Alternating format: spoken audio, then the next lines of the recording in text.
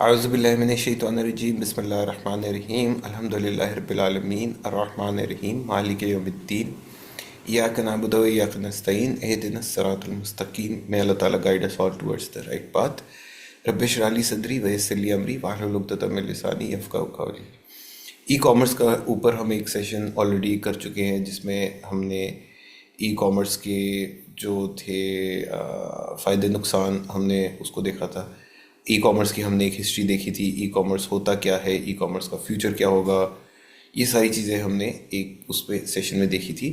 आज के सेशन में in these two videos part 1 and part 2 we will be looking at the business models and the revenue models. बाकी ये part 3 पे जो मार्केटिंग टेक्निक्स लिखी हुई हैं, this is not part of your course.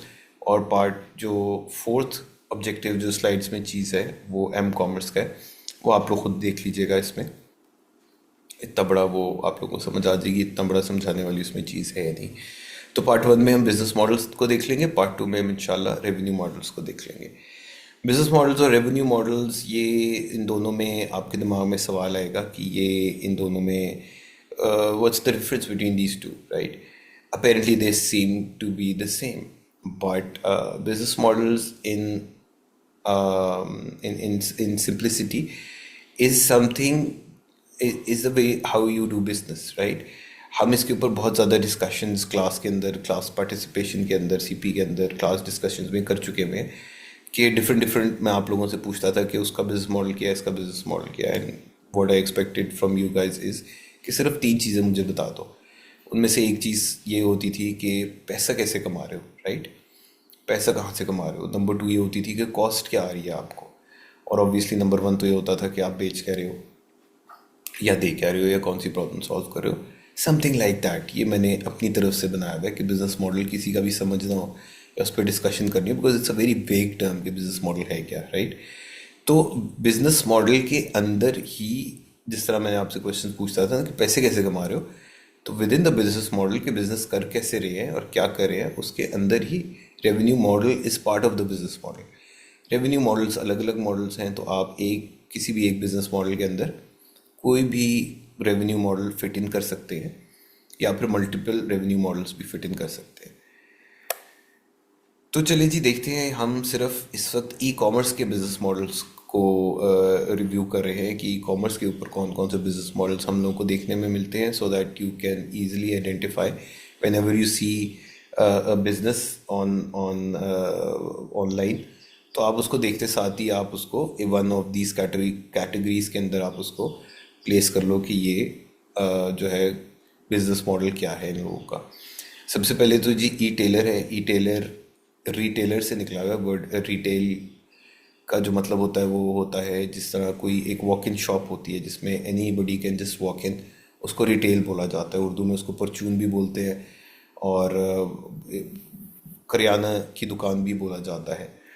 That is a retailer, जो कि एक शॉप खोल के उसके ऊपर कोई भी वॉक इन कस्टमर्स को कोई भी सामान माल बेच रहा है। तो रिटेलर से ही उन्होंने उसका आर ड्रॉप करके उसको ई टेलर बना दिया। ई मीनिंग इलेक्ट्रॉनिक, जो ई कॉमर्स में भी हमें ई नज़र आता है। ई टेलर एक ऐसा बिजनेस होता है जो कि ऑनलाइन अपने कुछ ना कुछ बेच रहा है, बिल्कुल ऐसे ही जैसे कोई आप दुकान खोल के अपना कोई भी सामान बेचते हो। इसी तरह ही अगर आप ऑनलाइन आके अपना कुछ बेच रहे हो तो उसको ई टेलर बिजनेस मॉडल बोला जाता है। और इसकी आगे मैंने एग्जांपल्स भी लिखी हुई हैं, जैसे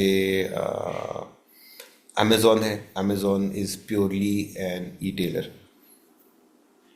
दूसरा देखें bricks and clicks. As the name is giving you a hint कि ये एक ऐसा बिजनेस होता है जिनकी ऑनलाइन प्रेजेंस भी होती है और उनके अपने फिजिकल स्टोर्स भी होते हैं। इसकी बेस्ट एग्जांपल पाकिस्तान में आपको जे डॉट की मिलती है, जुनैद जमशेद वाला जो जे डॉट है, कि उन्होंने अपने स्टोर्स भी खोले और फिर बड़ा हेविली उन्होंने इन्वेस्ट किया ऑनलाइन अपनी सारी सिस्टम के ऊपर भी।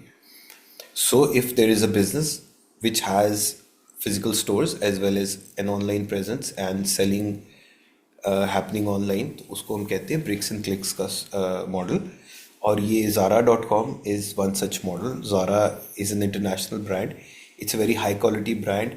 It's a very expensive brand. और बहुत अच्छे कमाल के इसके कपड़े होते हैं, both for main and women. तो ये ब्रिक्स एंड क्लिक्स के मॉडल के ऊपर जो है ना ये लोग चल रहे होते हैं।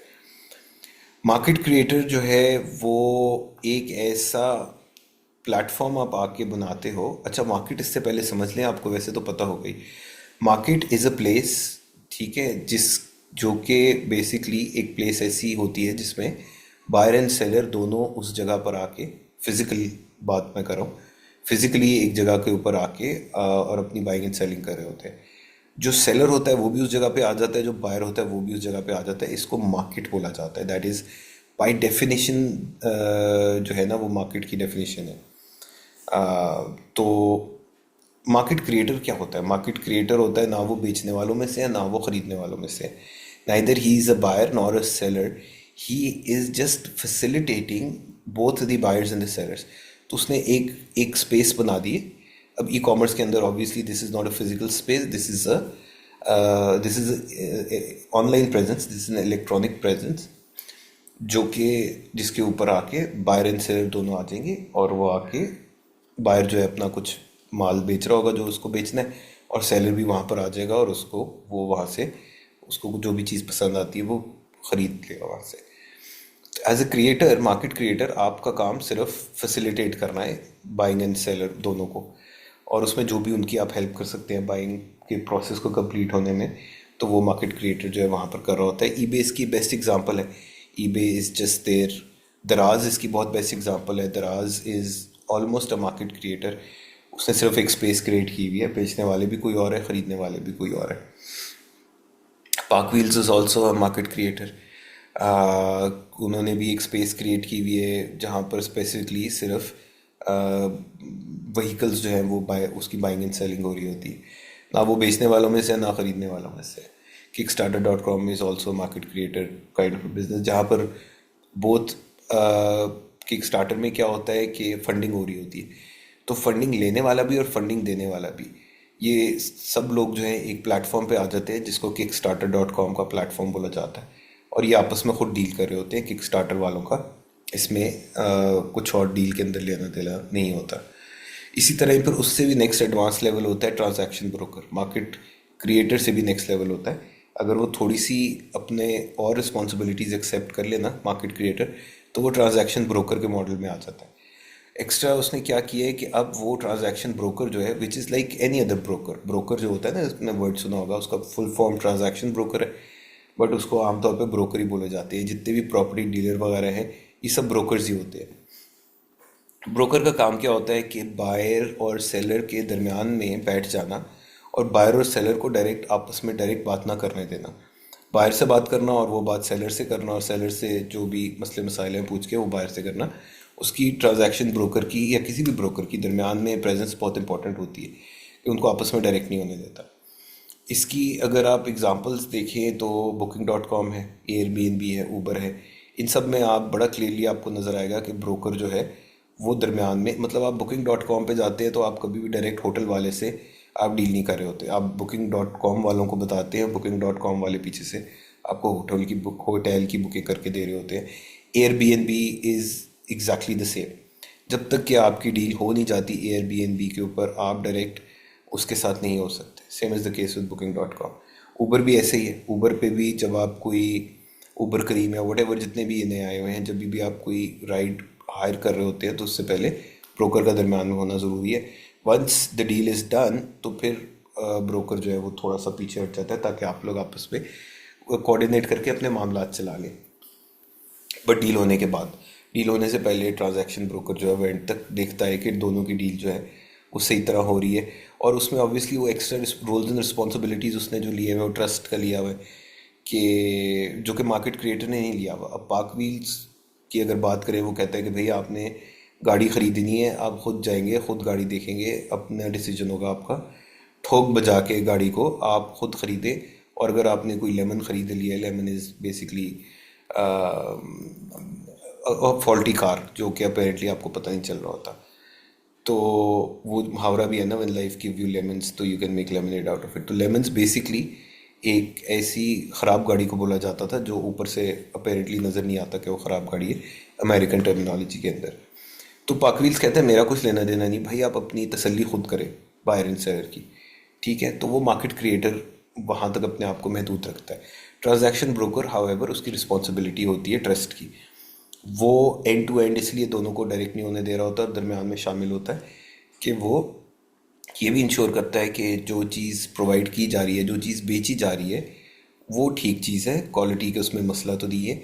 और अगर बायर ने ख़रीद ली और बायर बाद में कंप्लेंट करता है कि मुझे जो चीज़ दी गई वो ठीक नहीं थी, तो ट्रांजैक्शन ब्रोकर की रिस्पॉन्सिबिलिटी होती है कि वो चीज़ वापस करे, बायर सेलर को वापस करे और उससे जो है सही वाली चीज़ लेके दे। So is the case with the money transaction part of it, कि अगर पैसे देने वाले ने पैसे दिए नहीं है तो ट्रांजैक्शन ब्रोकर की की जिम्मेदारी होती है कि उससे पैसे निकलवा के दे। अगर पैसे पहले दे दिए उसने और जो सेलर है वो चीज़ नहीं दे रहा, फिर भी ट्रांजैक्शन ब्रोकर की जिम्मेदारी होती है कि वो इंश्योर करे कि भी पैसे अगर मिल गए हैं तो चीज़ इंश्योर करे कि वो चीज़ जो जो बेची गई है वो बायर तक पहुंचे। तो इन सब में डिस्प्यूट रेजोल्यूशन बहुत ज़्यादा इन्वॉल्व होती है ट्रांजैक्शन ब्रोकर के रोल के अंदर। और आप देख रहे हैं कि और इसमें फिर ऑब्वियसली वो पैसे भी ज़्यादा चार्ज करता है।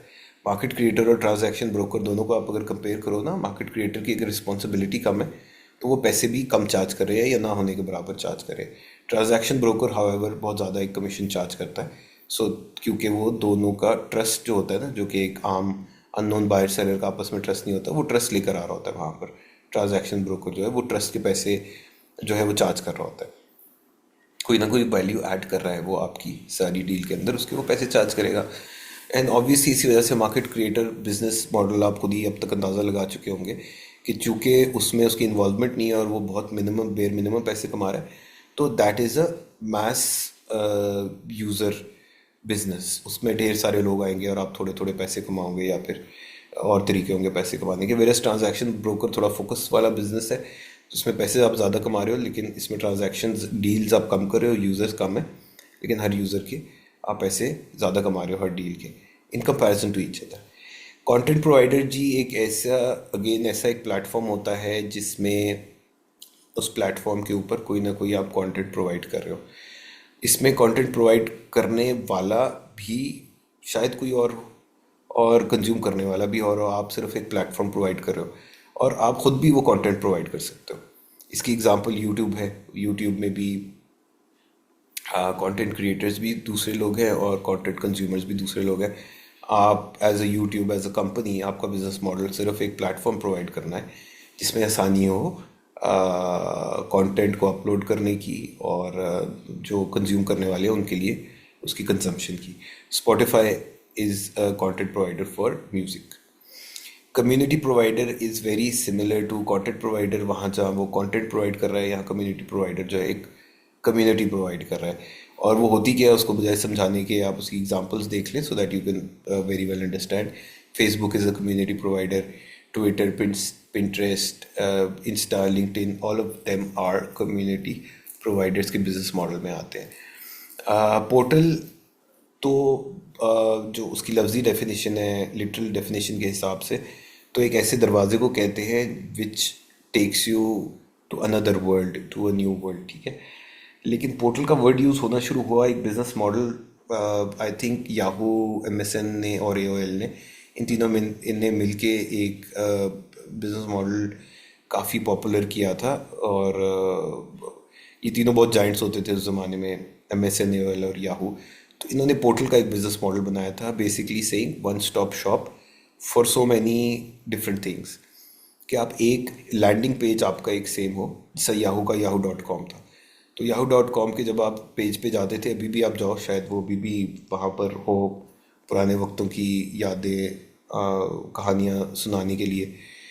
तो आप yahoo.com पे अगर आप जाते हो ना, आप ढेर सारी चीज़ें आपको नज़र आती है। So there are many many features and services being provided on one single page. उसमें फिर आप किसी पे क्लिक करते हो तो आपको फिर फर्दर उसमें और भी जगहों पे ले जाता है। फिर क्या क्या कर सकते हो, मोस्ट प्रॉब्ली जो ये लोग सर्विसेज देते थे उसमें ईमेल याहू की ऑफ़र करते थे। तो वहाँ पर आपको एक ईमेल का लिंक नज़र आ रहा होता है, आप ईमेल पे क्लिक करो तो आप वहाँ पर उसकी अपनी ईमेल आपकी खुल जाती है। आपको चैटिंग की सर्विसेज देता है, आपको न्यूज़ की सर्विसेज दे रहा है, आपको वेदर की रिपोर्ट दे रहा है, आपको शायद कुछ वीडियोस भी दिखा रहा है, so on and so fourth. या आप इन सब के जाके yahoo.com, MSN, इन सब पे जाके आप चेक कर लें। Google is also almost a portal now, because गूगल.com पे जब आप जाते हो तो initially started off as a search engine, फिर उसने ईमेल अपनी अलहदा से ऐड की, अब तो बहुत ढेर सारी चीज़ें, और वो सारी की सारी आपको गूगल.com के ऊपर ही मिलती हैं। सो गूगल भी अब एक पोर्टल वाली साइड की तरफ, बिजनेस मॉडल की तरफ ही जा रहा है ऑलमोस्ट। लेकिन आप कर भी सकते हैं, इसके आर्ग्यू भी कर सकते हैं, they can be both sides of the argument to it, कि नहीं it is not in exactly a portal, because portal में ये चीज़ें होती है। But having said that, service provider जो होता है वो एक सिंपल एक सर्विस प्रोवाइड कर रहा होता है। जैसे गूगल ने अपनी एक अलहदा से जब सर्विस स्टार्ट की मेल की, तो उन्होंने उसको जीमेल का नाम रखा, और उसको उन्होंने गूगल सर्च इंजन से अलहदा रखा हुआ था जीमेल को, तो it was a service provider अलहदा से। इसी तरह गूगल डॉक्स है, that's also a service provider. Dropbox है, वो आपको एक स्टोरेज स्पेस देता है, it's a service provider. SaaS है, सॉफ्टवेयर एज अ सर्विस। ये तो पूरी एक कैटेगरी है ना, इसके अंदर जितनी भी चीज़ें आ जाती हैं ये सारी की सारी सर्विस प्रोवाइडर के अंदर से आपकी आ जाती है।